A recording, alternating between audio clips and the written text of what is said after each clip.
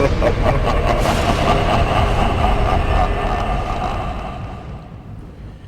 going on, you guys? I was always Mr. Grimreaper 2 with the one and only Dark Knight 987, and welcome everybody to another Halloween edition of Back in Time. That's right. Tonight we got an oldie but a goodie for you guys. Jesus fucking Christ. This movie, I'm gonna tell you something. I hadn't seen it in so goddamn long. Ditto. But I remember watching this as a kid. Because my sisters used to love this movie. My older sisters used to love this goddamn movie. And the first time I ever watched this was back in like 97, 96, I think. I had to have been at least maybe about 6 or 7 or something at the time. But this movie scared the fuck out of me as a kid. I hated clowns. Me too. During that time. Me too. Because of this movie. Yeah. And recently we talked about another clown, Pennywise. When I did, I think I did my review for it. Chapter 2. It's gotta be there on the channel somewhere. Check it out if you want. But as always, we're gonna go through the plot, and again, I'm gonna tell you one more time. There's gonna be fucking spoilers in this, and plus. If you haven't seen this, get the hell off this channel. Go watch the motherfucker. And then come back. Yeah. So. Just so you know. Yeah, so there's going to be spoilers in this. So, so let's talk about this goddamn movie. Here we go. This movie was directed by Steven Chiodo. This movie was written by the Chiodo brothers. This movie stars Grant Kramer, Suzanne Snyder, John Allen Nelson, Roy O'Dano, and John Vernon. Yes. And yeah, we're gonna go through the plot of this That's what we do. Goddamn movie, and we're gonna talk about this. Yeah. So here we go. And not to mention the fact that they're gonna make this a sequel to this movie. Was in development hell, and Sci-Fi, the Sci-Fi channel, that's right, bought the rights to this fucking movie. Yeah, boy. So they're gonna make a television adaptation for this. So yeah, so let us get through and face our fears. Yeah. This is our review for Killer Klowns from Outer Space. Just outside the town of Crescent Cove, Mike Tobacco and his girlfriend, Debbie Stone, are parked with other couples at the local lovers lane when they spot a strange glowing object falling to Earth. Nearby, Farmer Gene Green also spies the object. And believing it to be Halley's Comet. Now, where have I heard that before? He ventures into the woods to find the impact site. He instead stumbles upon a large circus tent-like structure, and he and his dog are captured by the mysterious clown-like aliens. The Klowns, known as the Klowns, yeah. Shortly thereafter, Mike and Debbie arrive to investigate for themselves. Entering the structure, they discover a complex interior with elevators and various bizarre rooms. They soon find a gelatinous green encased in a cotton candy-like cocoon and are spotted by a clown, which shoots popcorns at them from a large gun. The couple flees, pursued by a group of clowns and a balloon animal dog that comes to life. Oh, God. Narrowly escaping, Mike and Debbie travel to the police station to report the incident to Debbie's ex-boyfriend, Deputy Dave Hansen, played by John Allen Nelson, and his curmudgeonly partner, Deputy Curtis Moon, played by John Vernon. The skeptical Mooney believes the story to be a hoax. Yeah. Really? We're going to address that. After taking Debbie home, Mike and Dave return to the woods, only to find the circus tent has vanished, leaving a large crater in its place. They travel to the Lover's Lane, only to find all the cars abandoned and covered in cotton candy-like substance. Back in town, the Klowns arrive and begin capturing townspeople in cocoons using ray guns that resemble toys. Oh boy. Several clowns perform pranks and mock circus acts, all resulting in the deaths of several onlookers. Mike and Dave witness one of the clowns and using shadow puppets to shrink a crowd of people into the palm of its hand, then dump them into a sack of popcorn, revealed to be sentient creatures that eagerly gobble up their human prey. Oh. Back at the police station, Mooney is inundated with calls from townspeople reporting incidents with the clowns, but he dismisses all of them because he's a fucking idiot. Duh. Soon after, a clown arrives at the station and Mooney arrested, believing it to be a teen prankster. Dave returns to the station to find 2 prisoners encased in cocoons and the now escaped clown using a deceased Mooney as a ventriloquist dummy. Oh God. Kind of reminds me of another fucking ventriloquist. Yeah. Dave shoots the clown several times before destroying its nose, which causes it to spin wildly and explode.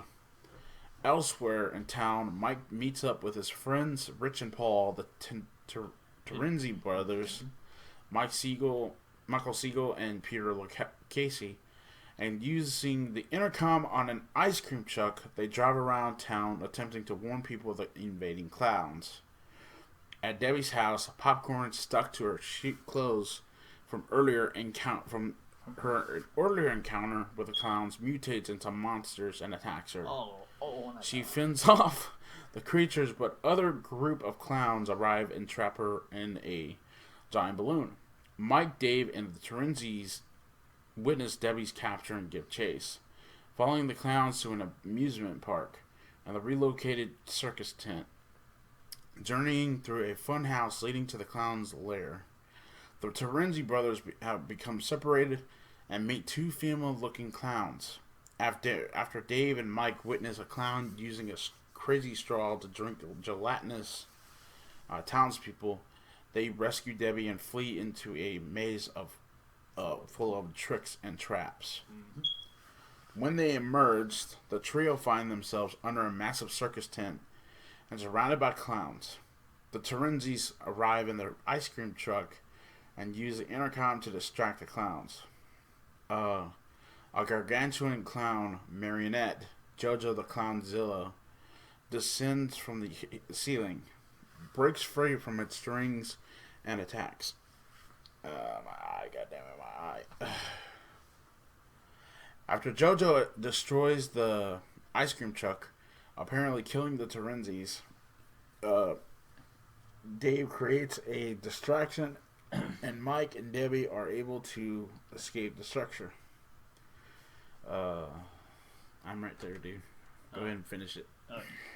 The tent begins to spin and rises into the air, revealing it to be a massive spaceship. Back inside, Jojo grabs a hold of Dave, who removes the police badge used to destroy the clown's nose. Jojo explodes, destroying the entire ship along with him.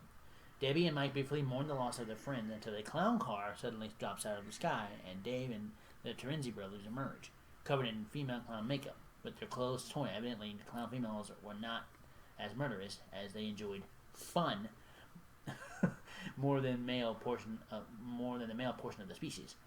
As the group watches the fireworks created by the exploding ship, pies fall from the sky and hit them in their faces. Listening to this goddamn movie. Yeah, oh my god. Oh. Okay, guys. Well, I hated clowns. Oh, I did too. As a kid. I did not like clowns one fucking bit. Oh, God. This movie scared the piss out of me as a kid. Mm-hmm. And some of the times, too, that people said that this movie was kind of, how can I put it?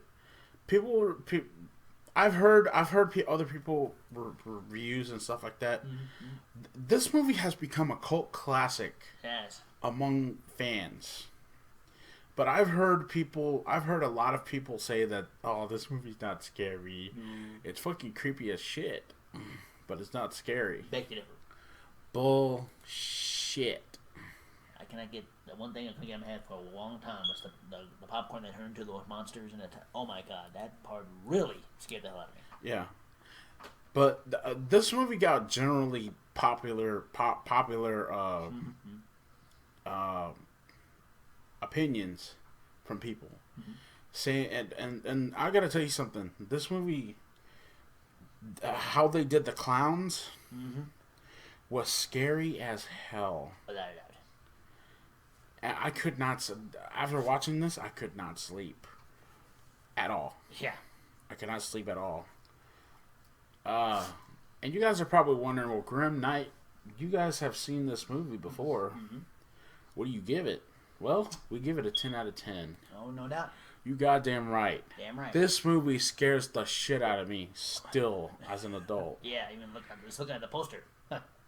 And I can't get past the fact that this movie was made. This movie was fucking made. How the hell did people make this? Like but you know what I mean? But I get the fandom for this movie. But it's just creepy. Like, it's creepy as hell. Yeah. And here's something that you did not know, guys. 2 of the masks that were used to create the clowns were repurposed. And it was used. How about that? To portray trolls in the 91 film Ernie Scared Stupid. Well, what do you know? And we're going to talk about that here for Back in Time. We're going to talk about that for the another Halloween edition of Back in Time, too. And look at here. Based on the movie, the Killer Clowns from Outer Space were featured as a scare zone in the original Orlando's annual Halloween Horror Nights event. Yeah. The 28th year. Wow. So, yeah, this is what they said, too, about this. The proposed title for this first sequel to the original film is Return of the Killer Clowns from Outer Space in 3D. There's going to be a television series as well based on the original film.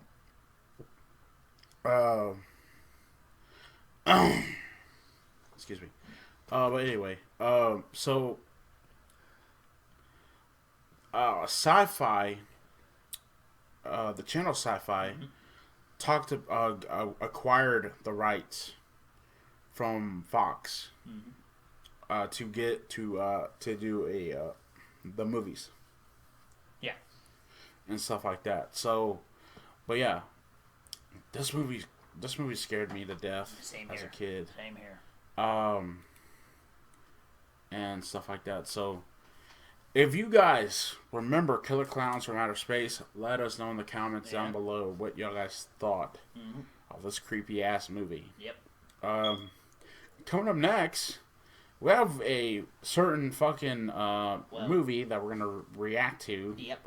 A certain trailer. I know this trailer came out 3 months ago. When during Comic-Con. Yeah. But we are gonna talk about that here in a minute. Definitely. And give our thoughts and all that. But yeah, stay tuned. I'm Mr. Grandfather 2. I'm Dark987. And we'll see you all in the afterlife, including those fucking clowns. And I'll see y'all guys later. Peace.